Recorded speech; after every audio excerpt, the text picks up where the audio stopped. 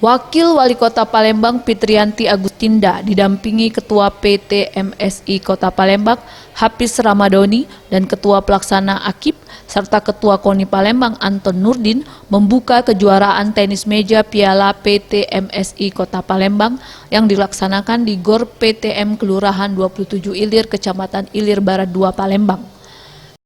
Kegiatan olahraga yang dilaksanakan di tengah pandemi COVID-19 menerapkan protokol kesehatan 3M, menggunakan masker, menjaga jarak, dan mencuci tangan, serta tidak ada penonton dan pendukung di dalam gedung olahraga. Kejuaraan ini diikuti 78 atlet tenis meja putra dan putri dari berbagai daerah di Indonesia dan dilaksanakan 19 hingga 20 Juni 2021.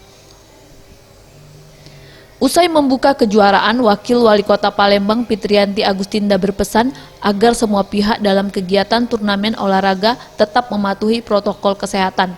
Dan dari turnamen tenis meja ini berharap bisa menumbuhkan atlet tenis meja.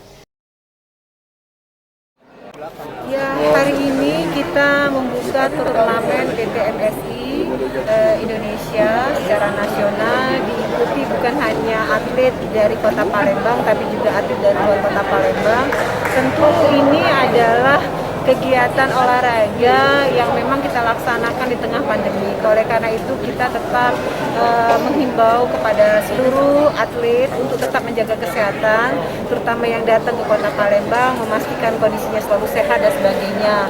Walaupun di tengah pandemi memang kehidupan harus terus berlangsung ya, apalagi ada beberapa turnamen olahraga yang mau tidak mau harus kita selenggarakan. Tapi harapan kami tentu protokol kesehatan tetap dijaga. Dan kami berharap dengan turnamen PT MSI yang dilaksanakan di Kota Palembang ini akan menumbuhkan bibit-bibit baru atlet ya, yang nantinya bukan hanya membanggakan untuk Kota Palembang, harapan kita nanti membanggakan seluruh Indonesia sampai berprestasi ke luar negeri. Terkait penerapan protokol kesehatan untuk mencegah penularan COVID-19 di dalam turnamen olahraga ini juga telah disampaikan KONI Kota Palembang. Jadi setiap event-event kami mengajak kawan-kawan dari cabur untuk selalu mematuhi dari SOP COVID-19 ini.